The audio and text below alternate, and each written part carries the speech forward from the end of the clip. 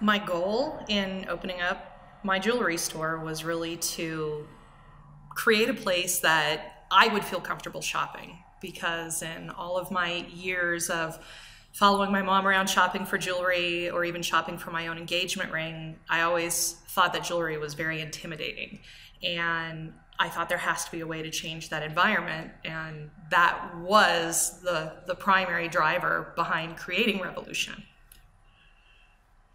This is Bob Rourke with Business Leaders Podcast, and today we have Jennifer Farnes. She's the owner. She's a master faceter. She's a graduate gemologist, and she's the owner of Revolution Jewelry Works. And I've had the pleasure of doing some business with her on a parking lot crash with my wife's jewelry, so we're in the midst of getting that done. Well, Jennifer, thank you so much for taking time to be on the podcast. Thank you so much for having me. Absolutely. Well, tell us about your business and who you serve. Well, Revolution Jewelry Works, being in the beautiful mountain city of Colorado Springs, we do have a lot of military personnel locally, but beyond that, it's a very rapidly growing city, and that was where we wanted to start our focus. We wanted to create something that was accessible to the city of Colorado Springs with the goal of world domination. Got to start somewhere. Exactly. But the big thing that was missing here in the Springs was a place that you could go for custom jewelry. Now, there were a lot of old school jewelers where you could go and request something custom, but essentially you would sit down and they would be hand carving a wax for you, and you would get a look at a chunk of green material and say, well, I think that's what I want. And then maybe a year later, you would have a finished piece of jewelry, and that is what it is. And with today's technology, I knew that there was software out there that helped people visualize what was being created and make it to where they could actually picture what this is going to look like for me and how it's going to function in my life, rather than just having to guess. And we've got an entire generation coming up of consumers that have been accessing flexibility in every aspect of their life. You can pick your shoes, you can pick your phone case, you can customize your car and everything about it. And it's one thing to go into a jewelry store and be told, I can customize something where you can pick this mounting and you can pick this setting and you can pick this shape of diamond and put them together and it's a custom. But that's not custom. We have people that we encounter day in and day out that are really hardcore fans of World of Warcraft, which is an online video game. And they found each other because of this commonality of a video game. And they want to represent their love for each other because of this thing that brought them together, where before they probably would have never met. And so we've created rings with a theme of World of Warcraft. We've created rings that have to do with The Legend of Zelda or Lord of the Rings or any of the above. And it doesn't have to be something that themed. It could just be that someone says, I saw a ring that I loved, but it wasn't exactly what I wanted. And whether it's they saw a ring that, invoked an emotion, but they have their grandmother's diamond and that ring isn't made for that diamond, okay, well then how do you go about making that happen? And at least half of the custom jewelry that we build is using heirlooms, because people are inheriting these very precious items from different family members, and they want to keep it as a part of their life. You hear the term disposable society, but there are still things that are very, very precious that people do want to hold on to and incorporate. And instead of letting a piece of jewelry just sit in a jewelry box forever, why not turn it into something that you can wear, that you can enjoy, and that breathes new life back into something that has so many very, very cherished memories. And that is something that was completely missing in this market, was the ability to deliver that full flexibility in custom design. And that's what I wanted to create, a safe educational space that people could just come and get what they want instead of being told, these are your only options and just live with it. The fun part about this podcast is the reason that we're doing this is you're doing some work currently. Yes. For my wife. And what you just said reminds me exactly of why she was here. We have a wedding band that's been, in place for 30 plus years. It got beat up in an accident. We had the stone. The wife says, I want to use some of the gold in my next recast. We were able to sit down, and she said thinner, thicker, taller, shorter, this way, that way, the other, this kind of basket. In fact, for the folks that are looking on the video, you can see some of the CAD work right here. And so literally as you're sitting here with the CAD, you can visualize, move the diamond, move the basket, twist the basket, all of this detailed stuff. And then once that's done, you can say, this is what the ring looks like. And there's a picture of the gold, or white gold, yellow gold, whichever. And so there are all of this, truly custom visualization. And then the next step is you come in and you get to see a wax cast, of it done, I think, CAD, via your CAD program. So we take the exact digital representation of the ring that you approve on the screen, and we have a mill as well as a prototyping machine that takes all of those digital components and creates it for us in the wax or in resin. And then we did come in, and we got to see the wax cast, and the wife goes, yeah, and tried it on. Yes, it fits, and the whole bit. And so, So that's, I think, fascinating in walking the talk. You're not just talking about it. So, part of the things I noticed here is the staff is excited to be here. You like being here. So talk to me about the leadership that you offer for your company and kind of how that keeps your edge both in the marketing space and in the sales motivation that your team here has. I have worked for so many different organizations before starting my own business, and large and small. I worked for Target as a store manager. I worked for Victoria's Secret as a store manager. And then I worked for a small advertising agency locally. And I just saw so many things about different leadership styles, and I really took away everything that I could from every manager that I had. And one of the things that I found went the furthest with my team when I was a manager at Target was just gratitude. When people do something that goes above and beyond the call of duty, just being thankful and recognizing that can make such a big difference. And when I was working for the advertising agency, the hardest part about you are always having to go above and beyond because it's long hours, it's hard hours, and you're dealing with a lot of other people's money, and you have to be sure that you're putting your heart and soul into it. And in that situation, it was the reverse, where it's such a small company and everybody's so hyper focused on getting their own tasks done that management just said, okay, another day, another dollar, rather than, man, I really appreciate the fact that you were here till 2 a.m. to make sure that buy came together the way it should. And so with opening up this store, how do you motivate people? And money is a great motivator. So then how do you do that in a non-competitive way where you can make it a team experience? And I really wanted my business to be a profit-sharing company. I think that it's, and I've been previously, kind of scoffed at almost, like, why would you share your money? And for me, if you're building a business from the ground up, why wouldn't you? It makes so much sense to share everything that comes in and give it back to the people that make you successful. Because I'm not a jeweler, and I can't sit at the bench and play with fire and make a ring. That's completely out of my wheelhouse. I'm a stone cutter. And so when you take the equation to mean I'm a part of something bigger, and while I'm the one who has to make the big decisions, I can't do anything with my business without my team, then how do you turn that around and help motivate them?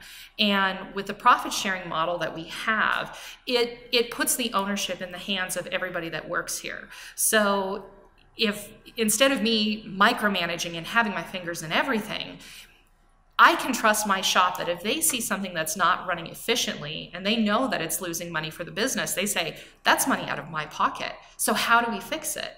And they've come up with some beautiful, simple solutions just from practice in the shop and sharing ideas with me of ways that we can streamline our processes that saves us money, makes us more profitable, so everybody gets a cut. And it's... As I think as you talk, and so, you have this vision, the vision came from somewhere, and then you kind of go, how do I take and instill this culture that you're talking about? So let's say I'm the brand new employee, right? And I'm coming on board and you go, let me tell you how this works. What do you say to that new person that's coming on board?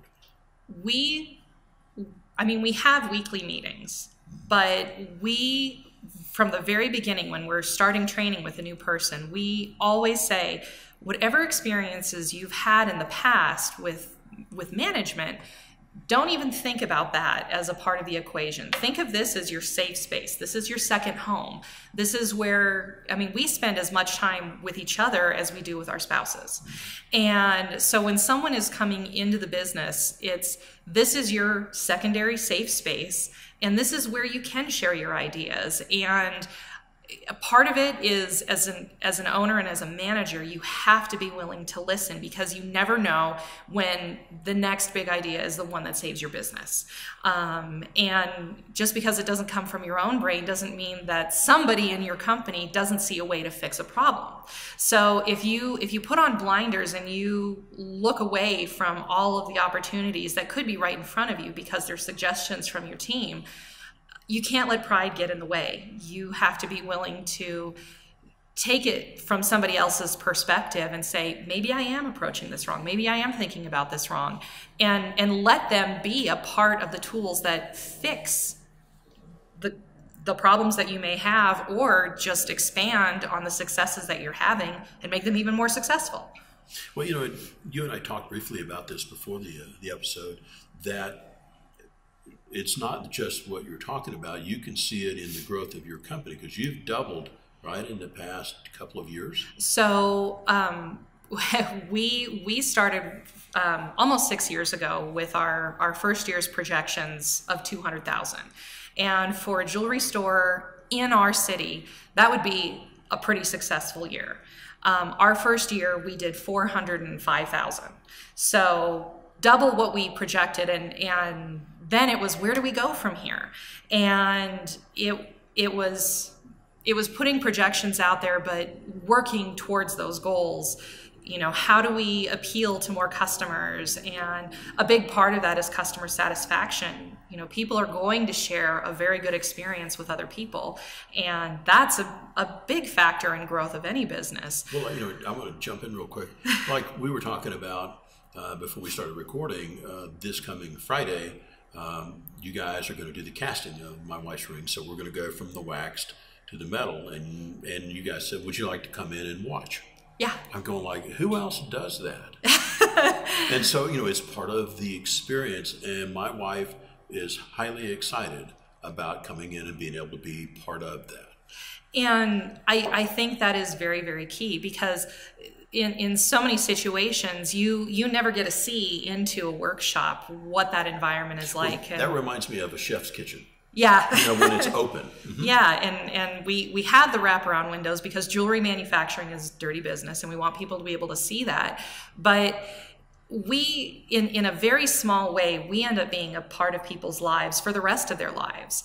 And if they don't have a phenomenal experience, we're the ones to blame. And so we need to make sure that every person that comes in loves what their experience is, but also shares that experience. And again, being a part of it is huge, just to be able to say, I got to see my ring be cast, or I brought in sketches on a napkin and they turned it into a reality. And we've had that happen. And it just everything about the way that we function is we treat it that that person coming in our doors, I mean, they are absolutely paying our paycheck. So we need to treat them with respect and compassion and educate everybody that comes through the door so that way they can share that experience. And it's even the same with my team. If they learn something, if they go to training somewhere and they learn something, they are excited to come back and share it with us. So it's sharing knowledge, and it's sharing our passion. All of us are very passionate about jewelry. Well, it's apparent when you come in. For you, we were pretty blown away by the visual representation on CAD. And so for you, innovation is obviously a key component of your success. How did that start for you, and what was that decision like when you decided to use this particular tool, or even this one that allows people not to use a loupe to look at stones? With technology, again, there's a lot of jewelers that saw their heyday in the 80s and really just feel like business as usual is the way to go, and big box stores included.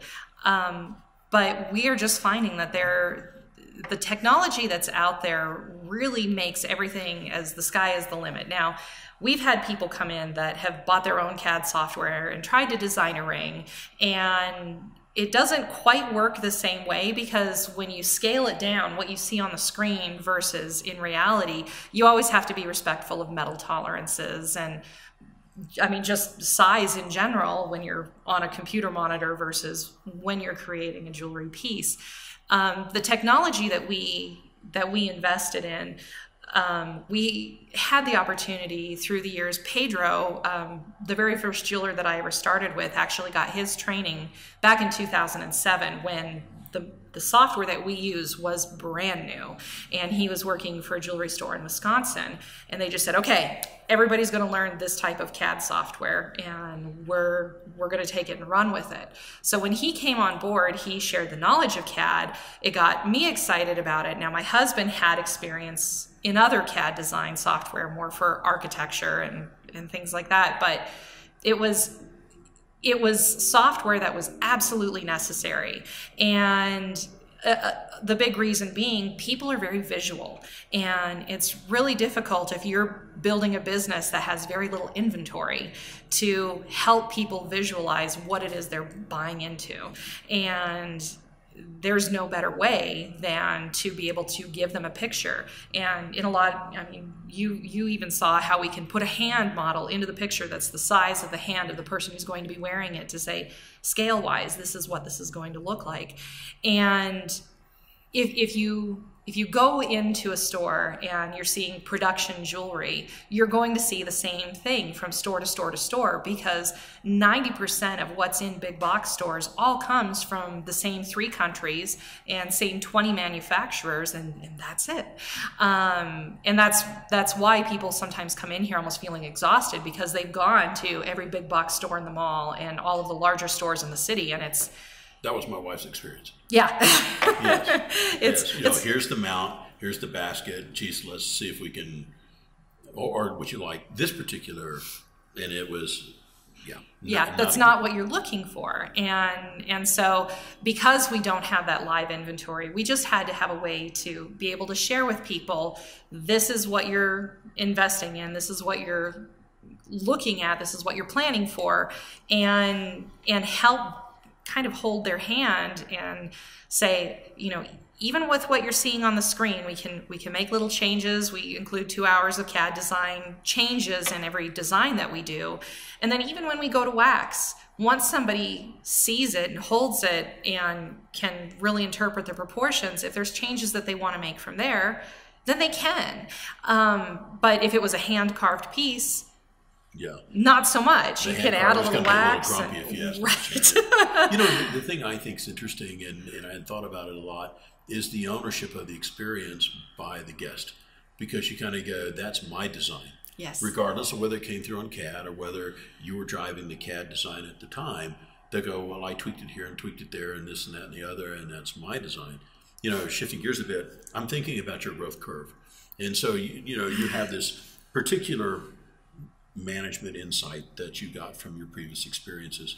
So with that management insight, How do you apply that when you're growing faster than your projections? Whew. There's a lot of things that you can be looking for when you're getting ready to hire on a new person, and try to stay on top of the growth that you're experiencing. And we almost encountered a situation where we very nearly made a very bad decision in the hiring process. And the one thing that we stepped away from was interviewing for the personality to fit the team. You never know how someone is going to be from an interview to when they come on board, but there's a lot of big indicators when you're going through the interview process. And the big takeaway that I had from that is you can't just go in and look at someone on paper and say, well, this is exactly what we need, and their interview was a little weird. Like, you know, we were desperate at the time that we were getting ready to bring, now this is when we were hiring our 4th employee. So years ago for us now. How many employees do you have now? There's eight full-time employees, yeah. And we just encountered a very abrasive personality, but he had all of the other bells and whistles that we were looking for. And it wasn't until we were getting really close to having him on board full time, and he was moving across the country and everything like that, that there were a couple of statements that were made over the phone that it was like, ooh, this is kind of a red flag, and we really need to step back and reevaluate. And I think that when you have that initial feeling up front of, okay, everything's great, this is what we need, but the personality doesn't feel right, you should really trust that gut instinct. Because since then, when we're interviewing people, we really do bring them on board to spend a half a day here and spend time with the team just to see how everybody feels around that person. And I think that there's a lot in making sure that when you're bringing in new ingredients to the soup, that you don't bring in something that doesn't belong. For us, the most recent employee that we added, it was like adding carrots to the stew. It was like she was meant to be here all along. And that's really what the focus should be. Now, it takes all types to run a business, and I recognize that, but I really do think that just being aware of who you're interviewing and how they're interacting with the team is a big indicator of whether or not they're going to be successful in your company. You can't, force a square peg into a round hole. I think about, between Victoria's Secret and Target, the quantity of people you must have come through the door on hiring and the wealth of perspective that came from that whole experience. So, with that, you weren't always growing like this. You were a lean startup. Yes. In the very beginning, and so on the human resource side, on a lean startup, if you were to look back over that time frame, is there something you do different? I can't really say there's anything that I would change. We dodged a bullet with not hiring the person who didn't feel like a right fit. But I think we've been very strategic in how we hire. When I was first starting the store, I said, I need the best jeweler I have ever met in my life, and I need him on board. And I don't know if I can afford him, but doggone it, I'm going to try. And so a part of my startup loan was I put 2 years of his wages in as a part of the loan. And explaining it to the bank, I said, I think that I can make this work if I have the right person to start. But if I don't have him, I'm not going to have the talent that I need to run the kind of business that I want to run. And how did the bank take that? Because you did SBA, right? I did SBA. Mm-hmm. And the thing that I found is when you can smartly justify the decisions that you're trying to make, instead of just saying, I need this money because, especially working with a small bank, they're very receptive. Mm-hmm. Now, when we had first started going the loan process, I did try speaking to a few larger banks, and they were like, it's not $10 million, you're not worth our time. And that was really difficult. Yeah. So for someone starting out and wanting to start a small business and wanting to go that route of SBA, the biggest relationship that you can build on is a strong relationship with a local bank, because you're literally taking your life and your little nest egg and saying, please, sir. They are your business partner. Yes. And can I please just have a moment of your time and a moment of your money to make this happen? But they're more willing to listen to the reasons why and the how and the plan than just looking at a broad numbers picture. You know, in your business, creativity is a key component of what you bring to the table. Was that a skill set that you always had, or how did that get instilled or created in you?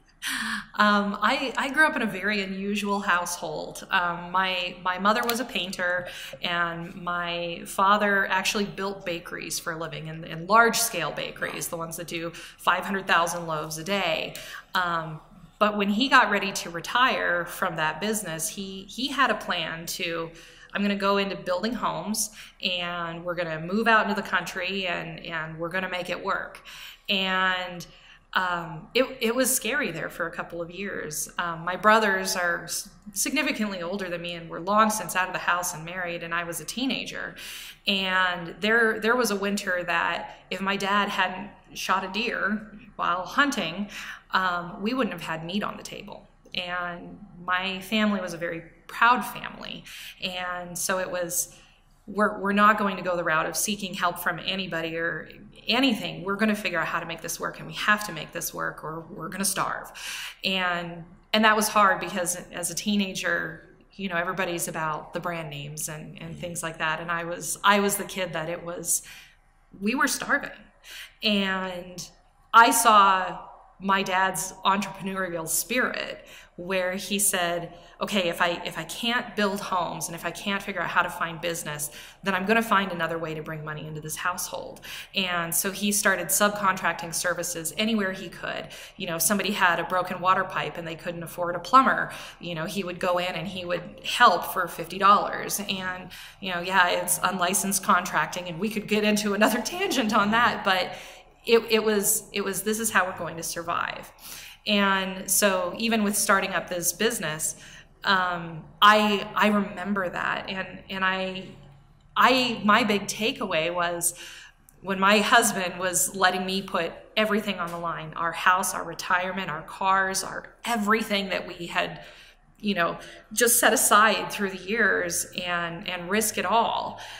You can't fail, and you can't let yourself fail. And you have to look at little failures as opportunities. And it's a phrase that I hear so many business owners say, but that is the approach that you have to take. You can't give up because something doesn't go right. You have to say, okay, it went wrong. Now, how do I turn it around and learn from it and make myself a better business person? The cost of tuition. Absolutely. You know, it is a common story. You know, and you kind of go, I just want to make sure I don't do the one that absolutely takes me out, so I don't load up the gun and shoot at one thing. Right. You know, and I think about, you know, there's a generation that grew up in the Depression, and they behave a certain way. And I think about the nature of what you observe firsthand, because you suggested that you still do your own books. Yes. And there's nothing like keeping your finger on the pulse of your business. Now, do you still have the same bank that you started with? No. Why did that relationship change? The bank sold to another bank, and everybody jumped ship. And so I tried reaching out to find a new personal banker when the transition happened, and I never got a call back. Imagine that. Customer service. That's the antithesis of what you do. Yes. You know, because we called in one time and we asked to speak to you, and says, I'm sorry, she's with another guest. Yeah. Not client, guest. Yeah. Which I thought was interesting. You know, so for you, you're working on branding your company. You know, and so, you know, you're working on, so we've got this brand, we have the markets that you're delivering value to. So what is it that you do or think or pursue to continue to brand your company? I really want people to recognize revolution as a change in the market. I mean, revolution being the defining term. I have had the opportunity to, and I mean, still to this day, work with a lot of other jewelry stores because of the technology that we have here. We're able to assist when there's emergency situations for other jewelers. But as a whole, I feel like revolution as a term is a change of thinking and a change of process. And I always wanted to be the game changer, not just in our market, but in the industry. And there's so many places that get stuck in the old school way of thinking because it worked for 20, 30, 50 years. And it's not just in the jewelry business, it's in so many different businesses. And for me, the idea behind the branding is to have people see us as the place that you can go to do something differently. And I want to be the place that everybody else strives to be. But I mean, obviously there's magic that happens here that we're very fortunate to have created that can't necessarily be replicated. But I really do feel like revolution is doing something different, finding a new way, and making it a reality. And I just wish that there were more businesses that when they start to see struggle or failure or anything like that, that they take a new approach. And again, our marketing, we were in movie theaters, we do social media, we're on TV, we're on radio, we focus on, but it's not spreading thin. You focus on key areas in those modes of advertising that work for you. And the best advice I can give to anybody is if you only have $1,000 a month to spend in marketing, then spend that where you visit. So if you listen to the same radio station every single day, start with that. Start advertising on that one radio station that you listen to. But don't spread yourself too thin. Hyper-focus the money that you have to, again, working for an ad agency for so many years, that was the place that I would see a lot of companies coming in and spending their marketing dollars. They wanted to touch on everything. But the campaigns that were the most successful were when you were focusing the money in a hyper-focused manner to a certain demographic at a certain time of day. And that's where the results would come in. And so that's what we do with our money. We know that there's certain TV segments that we participate in that always drive clients into our business. And we know that on Facebook, there's a certain way of taking images that always gets a response. And so it's take a look at your own habits of the way that you perceive other marketing. And again, if you've just got a little bit of money, then start spending it in the places that you frequent. I was thinking about, as you were talking about revolution here, and you were talking about the profit sharing. So, I guess I'd like to follow the trail of thought process. So let's say I'm the new employee and I said, geez, if we do this blue thing instead of this green thing, it'll take and bring this to the bottom line. And so there's a profit behavior. And how is that relayed, shared, or shown, like for the rest of the employees go, hey, look, we did the blue thing instead of the green thing. This is what's happening. And so they actually understand profit in a business and how it affects them. So I operate the business as a very transparent company. So at the end of the year, when we get through the holiday season and the insanity of all of that, in January, we go out and we do a survival party together. And that's when I share all of the numbers in like a final breakdown. And I give them our balance sheet, I give them our profit and loss report, and I don't truncate anything. I show them all of the numbers that show all of the breakdown so they can understand how our decisions are affecting the bottom line. And there's a lot of companies that when I've gone and spoken with other jewelers, they're like, that's really scary to put that much information out there to employees. And am I saying that it works for everybody? Not necessarily. But for me, I find that the only way that I can trust them to understand why our numbers are so important and why we need to work together as a team to fix it is to share how we're doing it, why we're doing it, and where we're seeing success and where we're seeing places that we can change a few things. Now, for the employees that are coming on board, initially what you see is we put up sales goals numbers, and kind of like a thermometer, this is how close we are, and this is what we're striving for. And they're used to seeing that. Sales goals. Right. Right. But for, some of the newer people that we've brought on board, their background was working for commissions.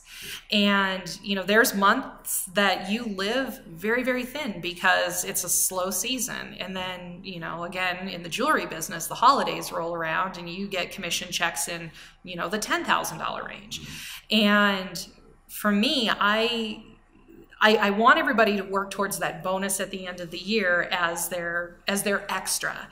But I want people to be loyal and comfortable knowing that they have a good paycheck, a competitive paycheck, that there's all different benefits affiliated with working here. I mean, we have a 401k plan. We do a lot of team things together so that way we can build that camaraderie. But I really think that it's forcing that mind shift of I'm a part of a team. I'm not working for my commission check. I'm working for everybody's, the roof over their head and, dance lessons for their daughters and, softball for their sons or whatever the case may be. It's really a matter of how do we work together to hit these goals and be successful for each other, and taking that competitive element out of commissions and shifting it to profit share is really where that mind shift happens. And the newest team member that I hired has only worked for commissions her whole time in the jewelry business. And, she was always making around $10 an hour plus whatever those commissions were. She's making significantly more than that, and she has a very solid paycheck now that she doesn't have to wonder month to month to month, how is this, going to affect me? Do I have to make that sale? Instead, it turns into, how do we make this work for this customer? I don't offer financing here. I don't believe in it. When people are coming through our doors and they have a budget in mind, I want to figure out a way to respect that budget so that way they want to come back rather than looking at a credit card statement every month and saying, negative reinforcement. Yeah, I shouldn't have bought that $10,000 ring, but now I'm locked into it. With us, when they come in and they have a budget, we respect it and we figure out how to get them the things that they want and make it work. And again, educating them about what options there are to get them into the piece of their dreams. Without having to go into a tremendous amount of debt. And because we're not paying those commissions, nobody feels the need to pressure anybody into doing something that they're not ready to do. And so our customers feel a difference because when they're coming in, they're just being respected and we're helping them find a solution to what it is they're looking for. In thinking about your approach to entrepreneurship, which admittedly is not mainstream. So if you were to offer advice to a new business owner or the head of a company or CEO, what advice would you offer that person if they were doing it for the first time? Be prepared to accept change. I think that's one of the biggest things that I've learned in any business I've been involved in. I have seen businesses fail miserably because they're not willing to accept that change is coming. And I think that if you say, well, this has worked for us and we had an off year, what can we change or what can we fix? Oh, no, nothing. It was just an off year.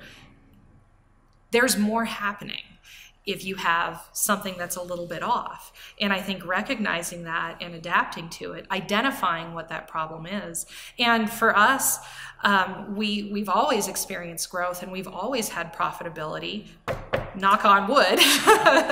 But 2017 was a boom year for us. We put up sales goals, and I had said to my team, 25% sales growth. That would be phenomenal this year.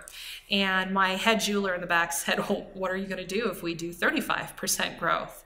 And I said, well, if we hit 35% growth, I'll take everybody on a cruise. And, keep your promises. Yes.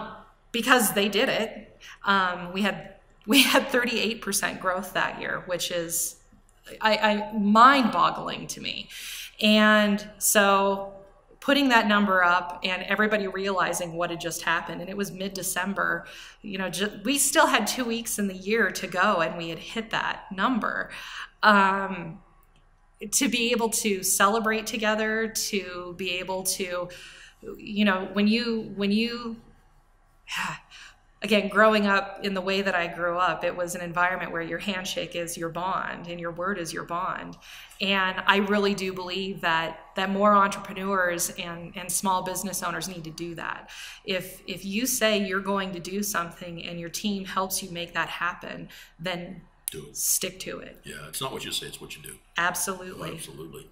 For you, common misconceptions about you being an entrepreneur in your role.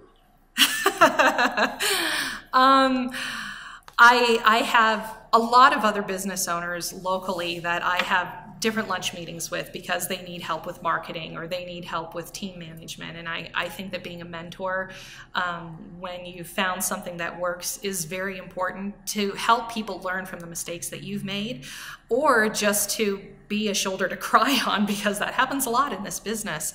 But one of the big misconceptions is everybody thinks I have oodles of college degrees and things like that backing me up.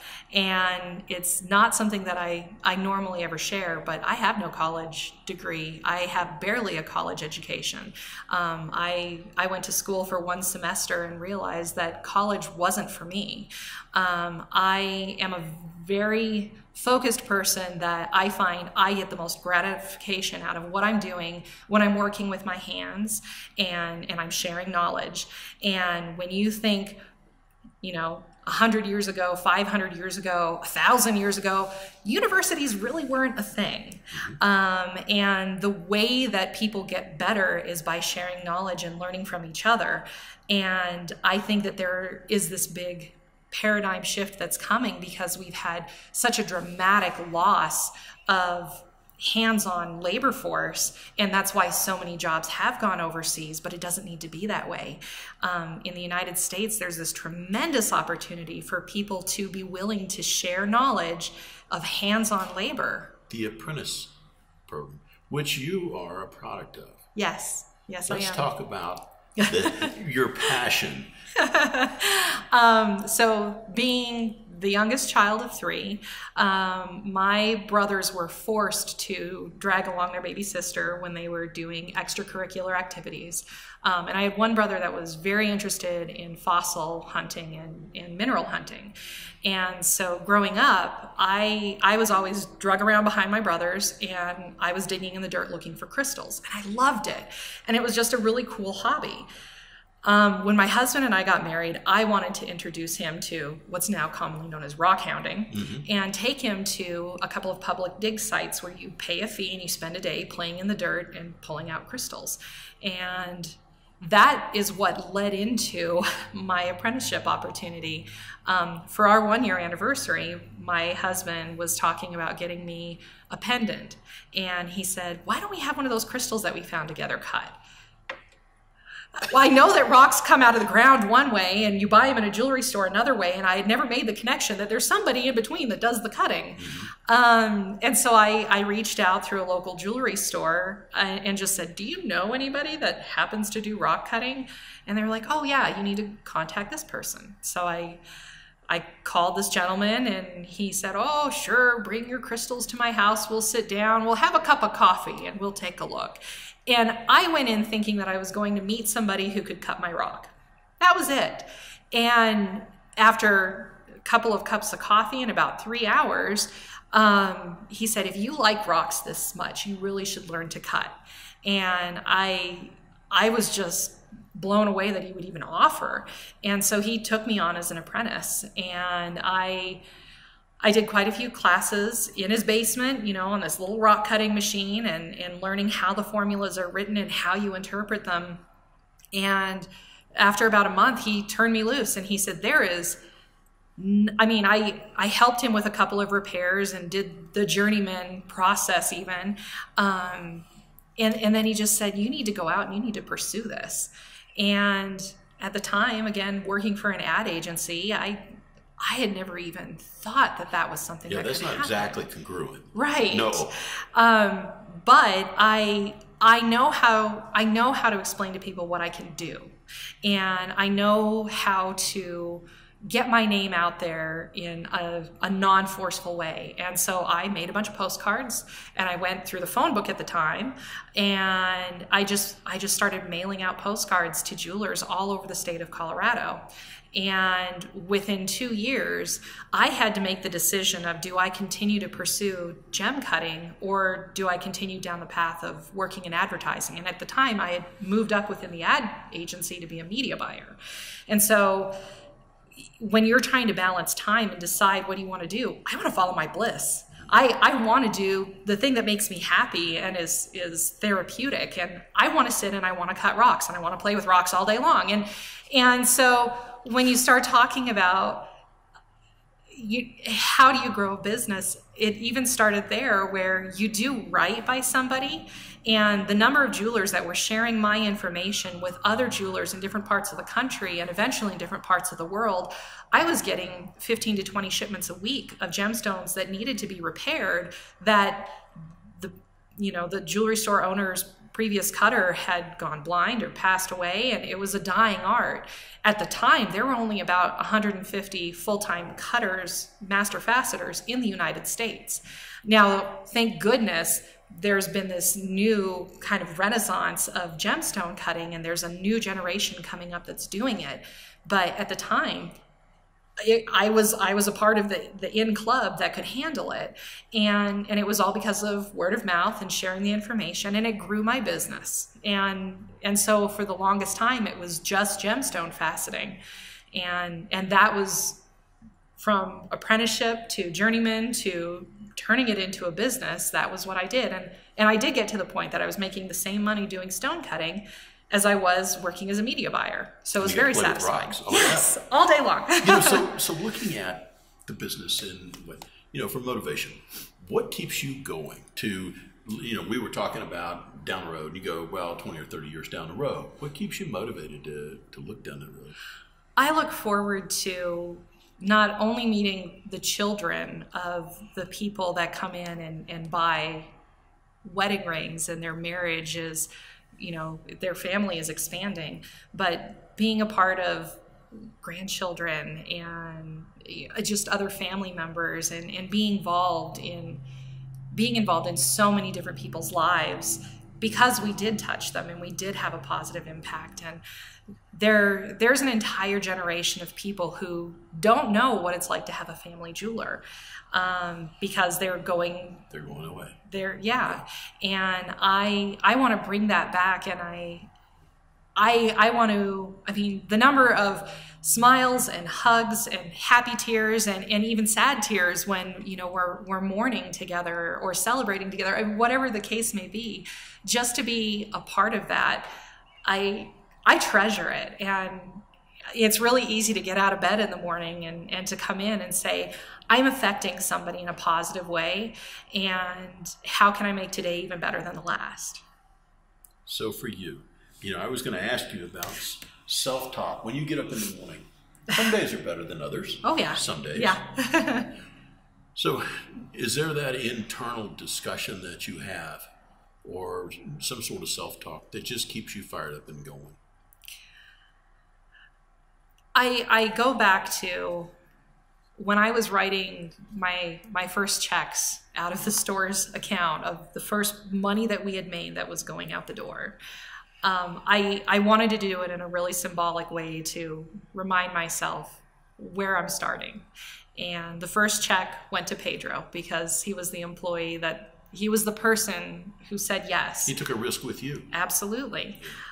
The second check was to the vendors, because if we didn't have supply coming in to be able to cast and do the work that we do, then we wouldn't have a business.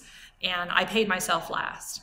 And a big motivator for me is is my employees, and to see how they're getting to do things in their lives that they never thought they would be able to do, whether it's because they're pursuing a different career path than they had originally started down, or because they're on the career path that they always wanted to be on, but never thought it was going to make them a lot of money. To be able to see them enriching their lives and getting to do things with their families that previously they had only dreamt of, that just being involved in that way and knowing that while I may not have children of my own, I'm creating a legacy and an expectation of how to live your life better. That's motivation every single day, just to get up and to be a part of everybody else's journey and my family. I mean, my team is my family. Looking at, for the folks who are going like, I'm all in. How do I find you on social media? So what's the best way to find you on social media? So you can definitely find us on Facebook, Revolution Jewelry Works. Also on Instagram at Revolution Jewelry Works. Those are where on Instagram we're posting photos of the fabrication process. On Facebook we're posting pictures of the things that we have completed. And our website is very unique. It's rjw.rocks. So there is no .com, it's rjw.rocks. And we really just try to keep people apprised of the things that we're doing, and I mean, we post videos all the time. There's just a lot of opportunity to interact with our business, but also to become educated, whether you shop with us or not. If I can make if I can teach people a few things about how to buy jewelry and how to approach their shopping a little bit differently, then it's a win for me. For you, is there a quote, whether you picked up elsewhere from your family, that you find meaningful or that's influenced your success? Never give up, never surrender. Some days that's not only a quote, but it's a reminder to go like, well, what's your choice? You go, I don't have one, so I think I'll stay at it.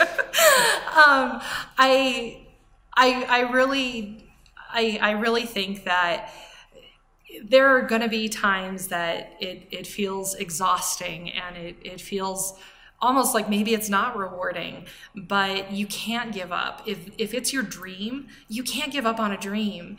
And I've watched Shark Tank and I've seen people say, oh, just let it go, but don't.